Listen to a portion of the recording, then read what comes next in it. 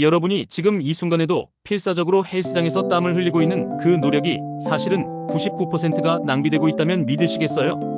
불과 3일 전에 발표된 스포츠과학 연구 결과에 따르면 헬스장에서 운동하는 사람들 중 무려 87%가 잘못된 방식으로 근육을 키우려 하고 있다고 합니다. 그리고 이 영상 마지막에 공개될 놀라운 사실을 들으면 여러분은 내일 당장 운동 방식을 완전히 바꾸게 될 거예요. 여러분도 분명히 한 번쯤은 경험해 봤을 텐데요. 3개월, 6개월, 심지어 1년을 운동해도 거울 속 모습이 별로 달라지지 않는 그 답답한 말이에요.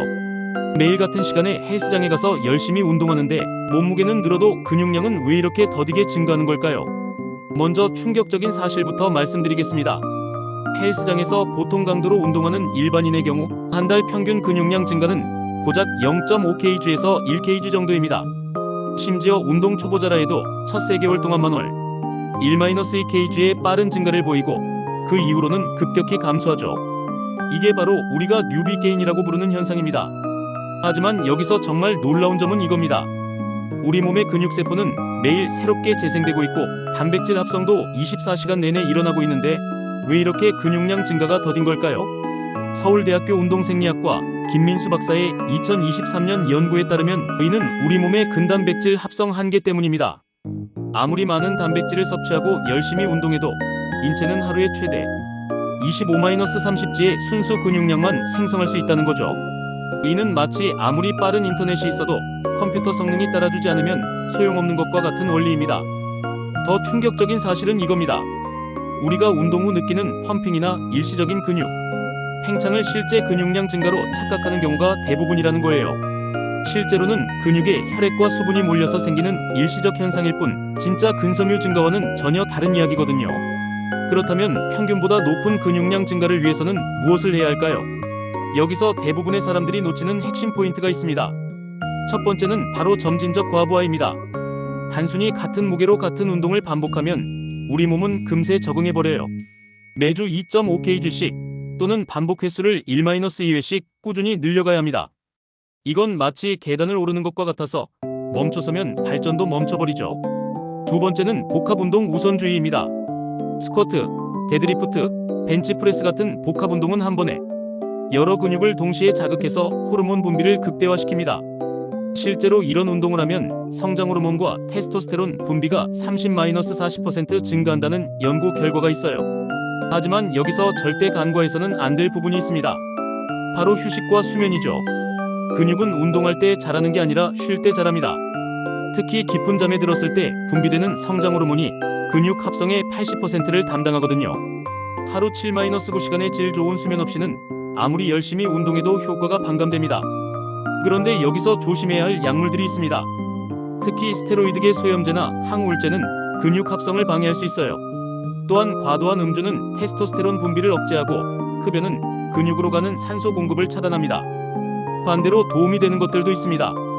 크레아틴 모노하이드레이트는 FDA에서도 인정한 안전하고 효과적인 보충제예요.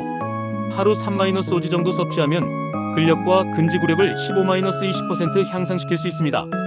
또한 베타알라닌, HMB, 뮤신 같은 아미노산도 근육 합성에 도움이 되죠. 하지만 가장 중요한 것은 역시 기본적인 단백질 섭취입니다. 체중 1kg당 1.6-2.2g의 단백질을 꾸준히 섭취하는 것이 핵심이에요. 여기서 많은 분들이 궁금해하는 스테로이드에 대해 말씀드려야겠네요. 실제로 스테로이드를 사용하면 근육량이 3-5배 빠르게 증가하는 것은 사실입니다. 하지만 부작용도 만만치 않아요. 간 손상, 심혈관 질환, 호르몬 불균형, 그리고 사용을 중단하면 근육량이 급격히 감소하는 요요 현상까지 생깁니다. 절대 권장하지 않습니다. 자, 그럼 구체적으로 어떤 식습관이 도움이 될까요? 가장 중요한 것은 타이밍입니다. 운동 후 30분 이내에 단백질 20-25g과 탄수화물 40-50g를 함께 섭취하는 것이 근육 합성에 가장 효과적이에요. 이를 아나볼릭 윈도우라고 부르죠. 또한 하루 식사를 3-4번으로 나누어 단백질을 골고루 분배하는 것도 중요합니다. 한 번에 많은 양을 먹는 것보다 지속적으로 공급하는 것이 근육 합성에 훨씬 유리하거든요. 여기서 놓치기 쉬운 부분이 바로 수분 섭취입니다. 근육의 75%는 물로 이루어져 있어서 충분한 수분 없이는 근육 합성이 제대로 이루어지지 않아요. 하루 최소 2.5-3일, 운동하는 날에는 3.5-4일 정도의 물을 마시는 것이 좋습니다. 특히 운동 2시간 전부터 500ml, 운동 중에는 15-20분마다 150-200ml씩 마시는 것이 이상적이죠. 하지만 여기서 정말 중요한 사실 하나를 더 말씀드려야겠습니다. 아무리 완벽한 운동과 식단을 해도 개인차가 존재한다는 거예요. 유전적 요인, 나이, 성별, 운동 경험 등에 따라 근육 증가 속도가 천차만별이거든요. 예를 들어 20대 남성과 40대 남성의 테스토스테론 분비량은 무려 30-40% 차이가 납니다. 또한 빠른 근섬유가 많은 사람과 느린 근섬유가 많은 사람의 근육 증가 패턴도 완전히 다르죠. 그런데 여기서 희망적인 소식이 있습니다. 최근 연구에 따르면 올바른 방법으로 꾸준히 운동하면 60대, 70대에도 충분히 근육량을 늘릴 수 있다는 거예요. 나이는 핑계가 될 수 없다는 뜻이죠. 결국 가장 중요한 것은 일관성과 인내심입니다. 하루아침에 몸이 변하지 않는다는 사실을 받아들이고 장기적인 관점에서 접근하는 것이 핵심이에요. 3개월은 기초 체력 향상, 6개월은 눈에 띄는 변화, 1년은 확실한 체형 변화를 기대할 수 있습니다. 이 모든 과정에서 가장 중요한 것은 자신의 몸과 대화하는 법을 배우는 거예요. 근육통과 부상의 차이를 구분하고 몸이 보내는 신호를 제대로 해석할 줄 알아야 합니다.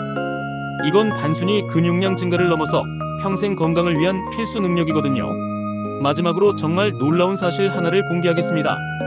최근 스포츠과학 연구에서 밝혀진 바에 따르면 운동 효과의 70%는 실제로 운동 시간이 아닌 일상생활에서 결정된다고 해요.